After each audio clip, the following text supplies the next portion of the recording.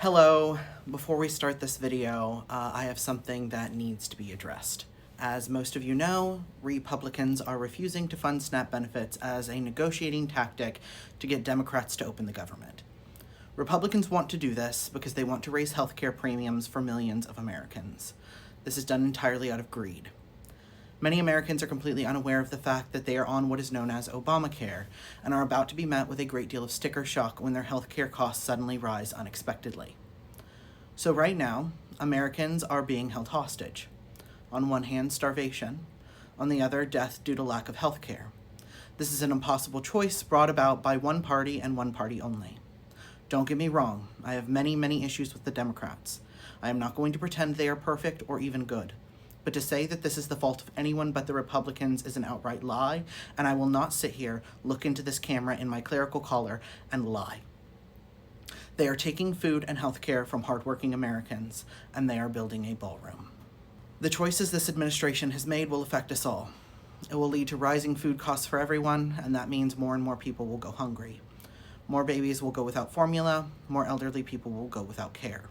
So I beg you, care for your neighbors. If you have the means, there's a link in the description for the Facing Hunger Food Bank.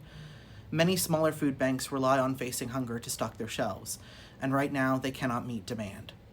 If you are able-bodied, consider donating your time and hard work to a local soup kitchen or mutual aid organization. We cannot fix all of this by ourselves. This will take action from everyone from politicians to preachers to activists to everyday people. And while it is obvious that there needs to be big structural changes, we can alleviate some suffering in the meantime. The sermon you are about to hear is about grief, truth, and acceptance.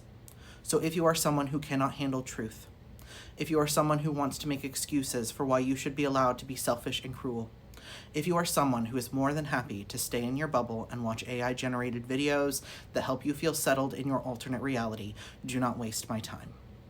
Because that is what you are at this point. A waste of everyone's time and energy, and there is too much at stake right now to give you the attention you so desperately crave. We are done here. Go be alone in the world you created. The rest of us have things to do. But to everyone else, I am so proud of the work you do and continue to do. Thanks to your help, we were able to provide 50 Halloween treat bags to Project Hope, our local family shelter.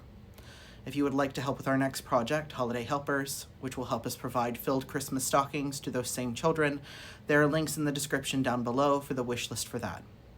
The first priority, obviously, is getting these children the food they desperately need through Facing Hunger.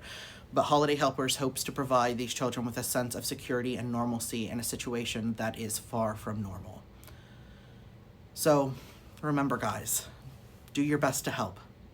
Drink a water, eat a food, be kind to yourself, to your neighbors, and to the earth.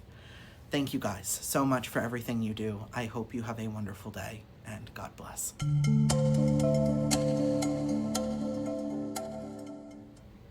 Today is All Souls Day, a day in which those of us in the Christian tradition commemorate the departed. Sometimes we do this through grief. Sometimes we do this by celebrating their lives. This tradition is practiced in many ways by Christians all over the world. But no matter where you are, All Souls Day is a holiday where we face the finality of death and the sacredness of life. Today, though, I want to talk about a different kind of grief, a different kind of death. I want to talk about the grief that comes not from losing a person you cared for deeply, but from losing something else. Because that kind of grief rarely gets acknowledged. So we don't really learn how to cope with it or give it space. I, and many other trans people, often feel grief over who we could have been had we had access to gender-affirming care earlier. I've seen people grapple with complex emotions when a parent who abused them passes away. We grieve over the loss of pets, of homes, of children who never were. We grieve our childhoods and we grieve failed friendships. We grieve relationships that were never meant to be. And I encourage you, this All Souls Day, to make space for that grief, to accept the finality of it, to celebrate the life and the blessings you have, and cry over the things you've lost or never were. These feelings should not be downplayed. But the type of grief I want to address this All Souls Day is a grief we are feeling as Americans right now. grief for our country, for what it has become, and for all the things it kind of always has been. The grief of knowing that there is no going back. It is very obvious that we live in a broken nation, a nation that is cruel and sinful and frankly probably on the brink of civil war, a nation that many of us want to love, but one we don't feel loves us back. And I have noticed that people are dealing with the grief of this descent into fascism in different ways. Some people are in denial. It can't happen here. It's not fascism. Yeah, it checks every box of what fascism is, but that can't be. Not in America. This is the land of the free. Some people are angry. They want to fight. They want to scream. Some people even want to kill. They are mad at their fellow Americans, mad that this is happening. They feel angry and betrayed. They feel gaslit and lied to, and they want to hit something. They are cracking under the pressure, and they don't know what to do.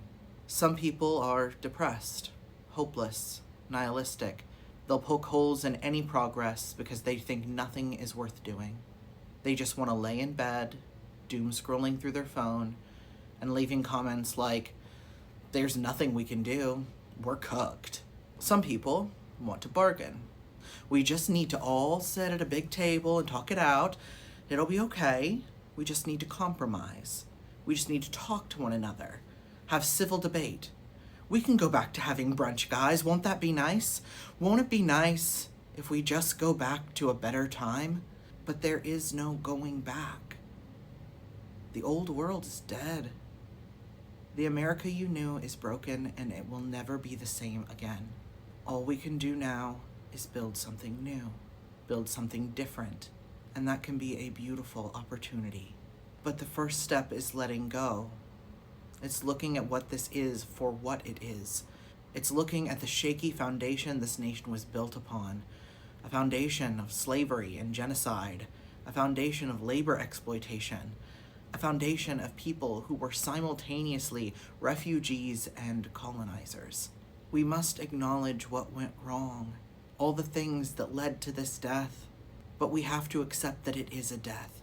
There is no return to the good old days. There is no going back to brunch. We cannot keep dragging around the shambling corpse of a nation, pretending it is still alive. Do you feel like you are living? Really living? Because I don't. But accepting this death does not mean we take nothing with us. Just as we take the wisdom of those who passed away with us, we can take the ideas of what this country could be and move forward. We can take the belief that we should have a country run by the people and for the people. We can take with us the belief that we are a nation of immigrants. We can take the dream of what America could be and make it so. But by accepting this death, we also build a path forward. We come up with new ideas. We begin to repair old wounds that never healed.